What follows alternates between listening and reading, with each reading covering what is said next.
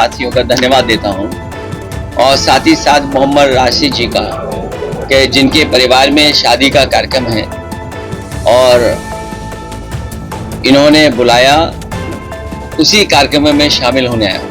हमारे साथ अबू आसिम आजमी जी, महाराष्ट्र के प्रदेश के अध्यक्ष, और पार्टी के सभी जिम्मेदार साथी यहाँ पर मौजूद हैं। शादी के कार्यक्रम में, समारोह में आने से लाभ ये है कि सब लोगों से मिलने का मौका मिल जाता है और आजमगढ़ के कई शादी या पारिवारिक कार्यक्रमों में मुझे शामिल होने का मौका मिला है। बाबा साहब भीमराव अम्बेडकर जी पे गुजरा था।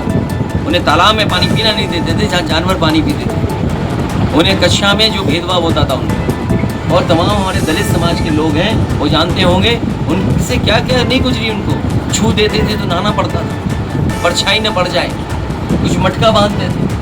तो ये बुराइयां समाज की थी। तमाम लोग हैं जो बुराइयों से दूर भागना चाहते हैं। बुराइयां उन्हीं की वजह से हैं ये, इसलिए हमें और आपको राजनीति में दूसरी जगह उलझा रहे हैं। आज बताओ, किसान की आय दोगुनी हो गई, गेहूं खरीदा जा रहा है। सरकार ये कह रही है इस रेट से ज़्यादा नहीं खरीद सकते प्राइवेट लोग। क्यों नहीं खरीद सकते? क्योंकि सरकार कंपटीशन नहीं होने देना चाहती है। अगर कंपटीशन होगा तो आड़तियाँ महंगा खरीदेंगे गेहूँ। सरकार मिल गई बड़े उद्योगपतियों से और उद्योगपति से मिलकर के गेहूं को सस्ता खरीदवा रही है, क्योंकि कल वही उद्योगपति जब आपको आटा देंगे, आटे में कितना गुना मुनाफा होगा, आपको बिस्किट देंगे कितना मुनाफा होगा। 2-2, 3-3 बड़ी कंपनियों को लाभ पहुंचाने के लिए गेहूं महंगा नहीं बिकने दे रही सरकार। सोचो, कहीं दुनिया में ऐसा देखा होगा कि सरकार पाबंदी लगाती हो? मैं तो कहूँगा आज तक वालों से इस पर स्टोरी करें। इन्हें करना चाहिए, इनको प्रवक्ता नहीं बनना चाहिए बीजेपी का।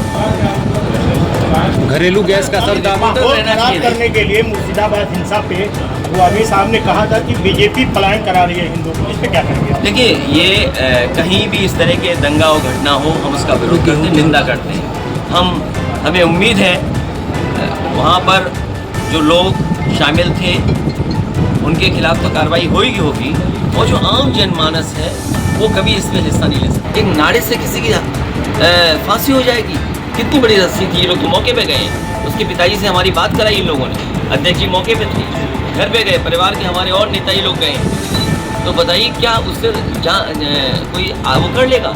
और फिर किसी चीज़ को वो अपना मांगने गया हक, अगर हक मानने गया तो उसको जिंदा जला दिया। बताओ, ये वही लोग हैं जो सरकार की ताकत रखते हैं, सरकार के इशारे पे ये लोग कर रहे हैं। और यही नहीं, बस्ती में भी एक उपाध्याय गरीब परिवार का ब्राह्मण जब वो गया न्याय मांगने तो उससे पैसा वसूलना चाहती थी पुलिस ने इतना मारा। जिस तरह आजमगढ़ में हमारा दलित भाई मरा है, उसी तरह ब्राह्मण भाई वहाँ पर मरा है बस्ती में। दोनों की अगर किसी ने मदद की तो समाजवादी लोगों ने मदद की। मैं ये कहता हूँ, सरकार क्यों नहीं मदद कर रही है?